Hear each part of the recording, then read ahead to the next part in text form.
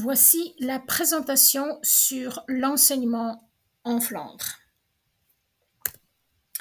Obligation scolaire en Belgique. Alors, un petit mot d'explication. En règle générale, l'enseignement est organisé par la communauté linguistique. La seule chose qui dépend du gouvernement fédéral, c'est le début et la fin de l'obligation scolaire. C'est pour ça que, au début de la présentation, j'ai dit enseignement en Flandre, et maintenant, je fais référence à l'obligation scolaire en Belgique. L'obligation scolaire en Belgique commence à l'âge de 5 ans et dure jusqu'à ce que l'enfant atteigne l'âge de 18 ans. Année scolaire en Flandre. Maintenant, il y a une différence entre les années scolaires dans la partie francophone et en Flandre. En Flandre, année scolaire commence et finit le 1er septembre, c'est le début de l'année scolaire. Le 30 juin, c'est la fin de l'année scolaire. Pendant l'année scolaire, il y a des différentes périodes de vacances. Étant donné qu'il y a aussi des fêtes religieuses, les enfants qui sont éduqués dans une autre religion que le catholicisme ont droit à être absents de l'école. Dans ce cas-là, les parents doivent contacter l'école pour informer l'école là-dessus. Les vacances scolaires en Flandre, elles ont lieu quand? En automne, dans la semaine où il y a le 1er novembre, on a ce qu'on appelle le congé d'automne. En néerlandais, on les appelle herfstvakantie. Pour Noël, il y a les vacances de Noël qui durent une semaine. Le congé d'hiver, en néerlandais krokusvakantie, c'est d'habitude fin février, début mars. Par après, suivent les vacances de Pâques qui durent 2 semaines. Et à la fin, les vacances d'été qui durent en Flandre 2 mois, le mois de juillet et le mois d'août. Quelle est la structure de l'enseignement en Flandre? Alors, de l'âge de 12 ans et demi jusqu'à l'âge de 6 ans, on parle de l'enseignement maternel. De 6 ans jusqu'à l'âge de 12 ans, l'enseignement primaire. Et de 12 à 18 ans, on parle de l'enseignement secondaire. Juste une petite référence, une petite parenthèse par rapport à l'enseignement maternel. Comme vous voyez, il est jusqu'à l'âge de 6 ans. Alors, ça veut dire que l'obligation scolaire commence avec la dernière année de l'enseignement maternel. L'enseignement maternel, quand on vient de le dire, est de 12 ans et demi jusqu'à 6 ans. Obligation à partir de 5 ans. Il y a les classes d'accueil pour que les enfants s'habituent d'être dans une école maternelle. Et on divise l'école maternelle en première, 12e et 3e année, bien évidemment. Le test de néerlandais, alors ça s'est fait dans la 3e de la maternelle. Et l'objectif, c'est quoi? C'est d'évaluer les connaissances linguistiques des enfants avant leur passage en primaire. C'est en fait pour l'égalité des chances, pour que les enfants soient bien préparés tous pour l'école primaire du point de vue linguistique.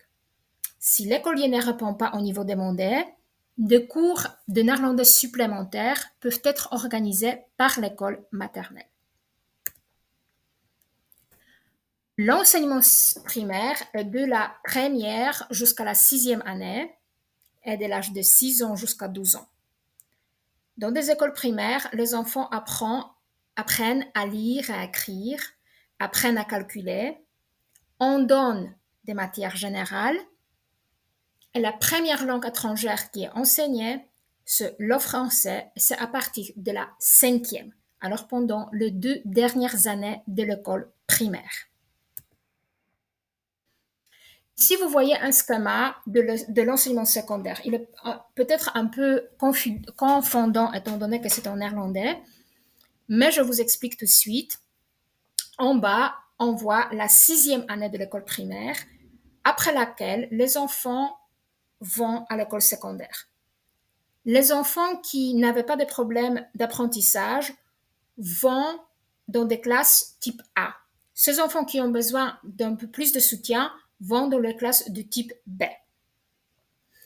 Après les premières 2 années, après la première année, on voit déjà si les enfants pourront prendre les orientations comme l'orientation générale, comme le lycée, l'orientation technique ou peut-être artistique, ou plutôt doivent se concentrer sur les écoles professionnelles.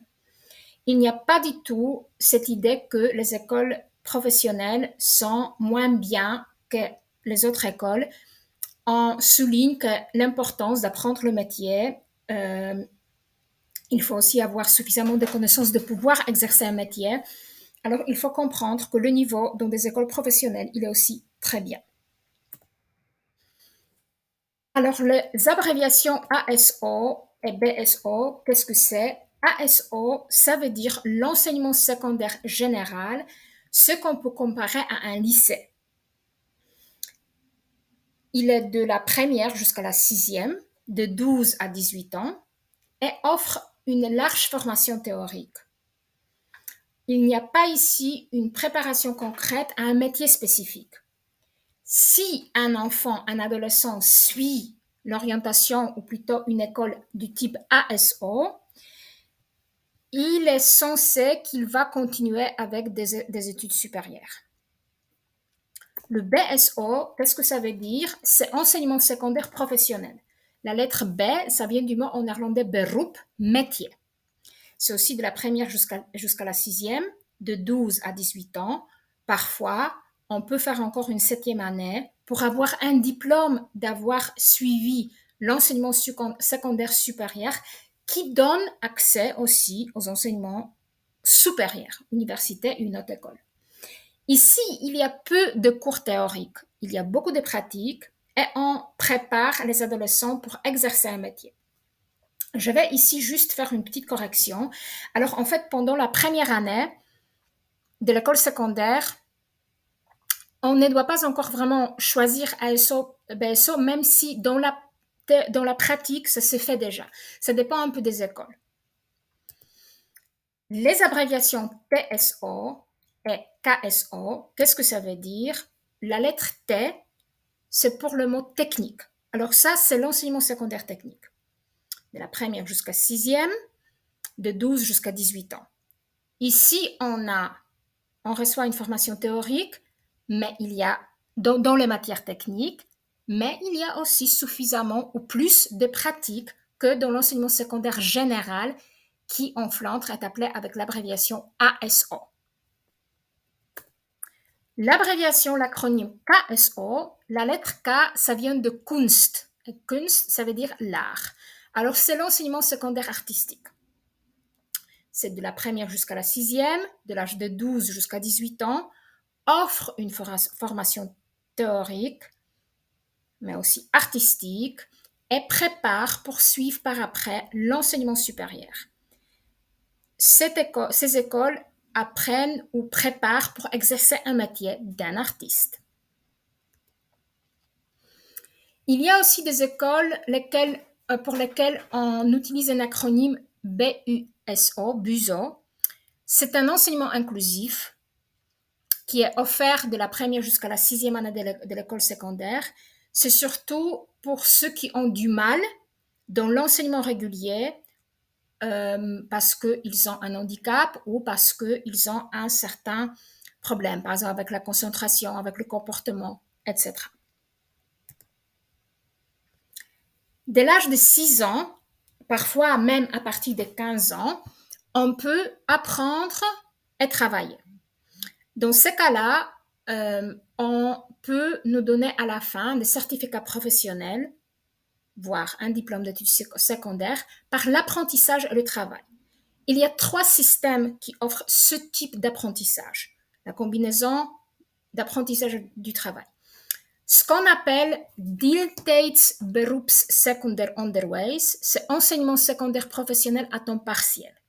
Dans ce cas-là, 2 jours par semaine, l'adolescent suit le cours théorique dans des centres pour enseignement à temps partiel et 3 jours, elle apprend le métier à l'entreprise. Un autre système qui est offert par Sintra, les écoles qui s'appellent Sintra, c'est Leertijd. C'est aussi un autre système d'apprendre et travailler. Et un autre système encore, c'est Dual Leren. Si ce type d'apprentissage vous intéresse, vous pouvez vous en informer plus dans une des organisations dont le nom je vais vous donner après, ou par exemple contacter Sintra, le nom que vous voyez sur les diapositives. Les enfants qui ont plus de 12 ans et qui viennent en Belgique, ils ne connaissent pas encore le néerlandais, ou le français si c'est pour la partie francophone, sont offerts des classes de la langue. Dans ces cas-là, on prépare l'adolescent de pouvoir commencer d'aller dans une école régulière. Pendant ce cours, on n'apprend seulement pas la langue, mais aussi à un certain moment, on commence à introduire les informations des matières qui sont données aux écoles secondaires. L'organisation, le CLB, dont le logo vous voyez ici, c'est quoi exactement? Excusez-moi, je reviens. C'est une organisation qui aide les parents, mais aussi les élèves, au cas des problèmes. C'est un centre d'encadrement pour les élèves. Si les parents voient un certain problème chez l'enfant, par exemple manque de concentration, peut-être les problèmes avec lui, peuvent contacter le CLB, qui est une organisation indépendante, même si des travailleurs du CLB doivent être présents dans des écoles, mais c'est surtout pour faciliter l'accès à l'aide de leur part aux parents et aux élèves.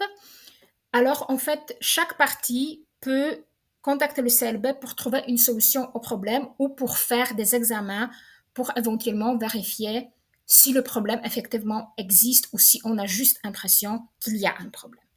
Si vous voulez contacter le CLB, soit demander à l'école quand le travailleur, la personne qui travaille pour le CLB est présente à l'école, ou chercher leur adresse en écrivant sur l'internet CLB Roeselare ou CLB Ieper.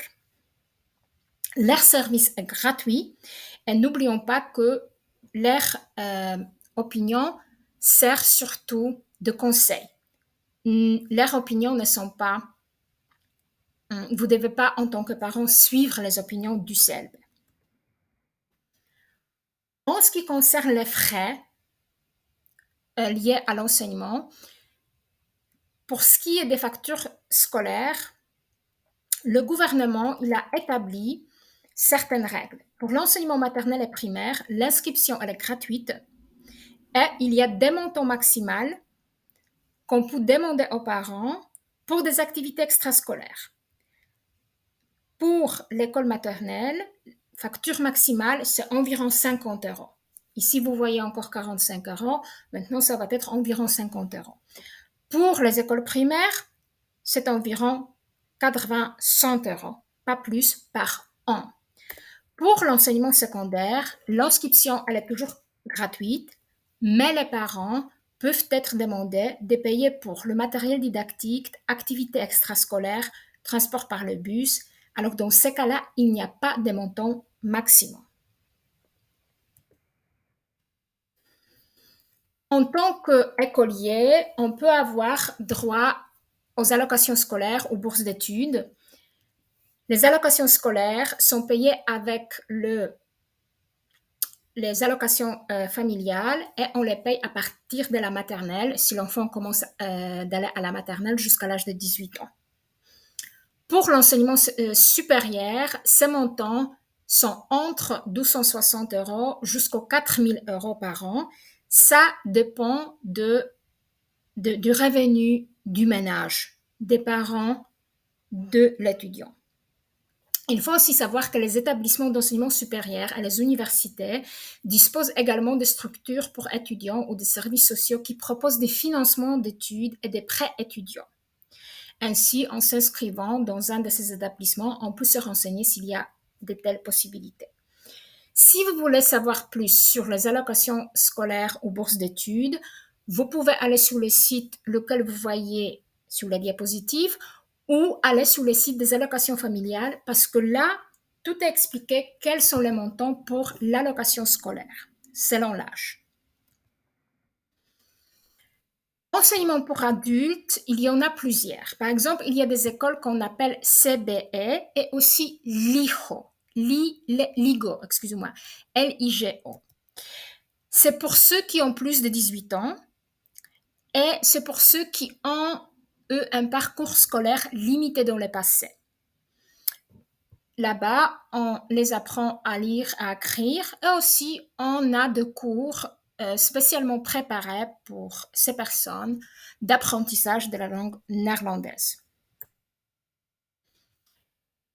Si vous allez, quand vous allez suivre le cours du néerlandais, ou peut-être vous le suivez déjà, vous allez le suivre dans la plupart des cas dans des centres pour adultes. Ces écoles, on les indique avec l'acronyme CVO. Ces écoles offrent pas seulement les cours de langue, par exemple de la langue néerlandaise, mais aussi l'enseignement secondaire pour adultes, alors pour les personnes qui sont majeures, dans les trois orientations, ASO général, comme un lycée, TSO technique et BSO professionnel. En plus de ça, ces écoles sont aussi un centre d'enseignement pour adultes où on peut, en dehors de son travail, apprendre encore un métier et aussi des langues, par exemple la langue néerlandaise, mais aussi d'autres langues, l'anglais par exemple, le japonais, ou prendre le cours de la cuisine, de la photographie, il y en a beaucoup. Si vous voulez connaître l'offre de votre école, là où vous suivez le néerlandais, je vous invite d'aller sur le site de l'école, cliquez sur le mot Aanbod, ou si vous avez traduit la page avec Google Traducteur offre, pour découvrir quels différents types de cours on y a. Les écoles Sintra offrent des formations professionnelles à temps plein, mais aussi au cours de soir, qui sont ciblées sur ceux qui par après veulent être indépendants. Pendant ce cours, il y a beaucoup de pratiques et la durée du cours dépend du type du cours. Il y en a qui durent quelques années parce qu'on le fait juste une fois par semaine. C'est par exemple dans le cas de cours du soir pour permettre à ceux qui travaillent de continuer à travailler et quand même apprendre par exemple un nouveau métier pour après pouvoir faire le changement de carrière professionnelle dans la vie et se lancer en tant qu'indépendant. Ces cours sont payants, mais toujours subventionnés, alors ne sont pas si chers. Mais il faut quand même compter, ça dépend des cours, d'environ 500 € par année. Après, si vous voulez connaître les prix concrets, il faut aller sur le site du Sintra de votre ville et se renseigner quel type de cours il y en a. Le VDAB offre le cours, toujours pour les adultes et surtout pour les chercheurs d'emploi. Les cours offerts par le VDAB pour chercher d'emploi, pour eux, sont gratuits. S'il y a des salariés qui aimeraient bien se gagner de nouvelles compétences et le faire par l'intermédiaire du VDAB, les salariés doivent payer. Pendant le cours organisé par le VDAB, on apprend beaucoup en faisant des choses en pratique et je souligne, le VDAB offre beaucoup de formations différentes, mais surtout ciblées sur les professions en pénurie à leur critique, où il y a une grande demande parce qu'il n'y a pas suffisamment de gens qui peuvent exercer un certain métier. La durée de cours dépend, comme c'était le cas du Sintra, de la formation. Le formation qu'on appelle avec l'acronyme HB05, ce sont les formations qui donnent accès au diplôme de l'enseignement supérieur professionnel pour infirmiers. Ce sont les cours qui durent de 2 à 3 ans, où il y a beaucoup de pratiques, où la théorie est adaptée au métier et où les cours sont donnés dans des groupes qui sont peu nombreux. Vous pouvez suivre de tels cours en Flandre, mais comme on en a parlé, on peut aussi les suivre dans la partie francophone Informez-vous bien, ce qui serait pour vous le plus intéressant. Si je vous pose la question, si ça vous plaît, cette idée d'apprendre au long de la vie, on ne peut pas maintenant mener cette discussion, mais j'aimerais bien juste vous attirer votre attention au fait que le marché du travail change et qu'il faut qu'on soit prêt à apprendre de nouvelles compétences, à développer ses talents, parce que ça nous permet aussi de s'épanouir et d'être plus polyvalent, d'augmenter ses chances sur le marché du travail. En parlant de l'enseignement supérieur, il faut comprendre qu'en Belgique, il y a des hautes écoles, hogescholen, et universiteit. Si vous suivez des études dans une haute école, à la fin, après 3 ans, on vous donne un diplôme de bachelier professionnel, après lequel vous pouvez encore éventuellement faire un bachelier spécialisé, mais des hautes écoles n'offrent pas de programme de master. Si vous voulez suivre un master après un bachelier professionnel, dans ce cas-là, il faut faire une passerelle, d'habitude d'1 an, et après continuer le programme de master à l'université. Les universités offrent des programmes de bachelier académique. Alors, ce sont les programmes qui sont beaucoup plus ciblés sur la théorie et pas la pratique. Très souvent, les personnes qui entament le programme de bachelier académique sont censées par après continuer avec le programme de master. Après le master, on peut faire un master spécialisé ou un doctorat. Si vous avez le diplôme de votre pays d'origine, que ce soit un diplôme de l'enseignement supérieur ou d'une école secondaire, n'oubliez pas que vous pouvez le faire reconnaître en Belgique. Soit vous le faites chez NARIC, si vous faites la reconnaissance pour la communauté flamande, soit vous le faites auprès de la partie de la communauté francophone. Et il faut savoir que la reconnaissance, les deux communautés reconnaissent ces reconnaissances. Alors, si votre diplôme est reconnu par la communauté francophone, il sera aussi reconnu dans la partie flamande. Leerwinkel, c'est quoi? C'est une organisation où on peut s'adresser si on veut s'informer sur les possibilités de poursuivre des études, des formations, etc., à la base de ce qu'on a fait de notre pays d'origine ou, en règle générale, si je ne sais pas trop bien ce que je pourrais étudier, eux, ils m'aident de m'orienter parmi toutes les possibilités qu'il y en a dans ce domaine. Si vous voulez prendre rendez-vous avec l'assistant du Leerwinkel, vous pouvez demander à votre consultant pour l'intégration de prendre rendez-vous pour vous, ou vous pouvez aussi vous-même chercher leurs coordonnées sur l'Internet en écrivant par exemple Leerwinkel Roeselare, les contacter et prendre rendez-vous vous-même.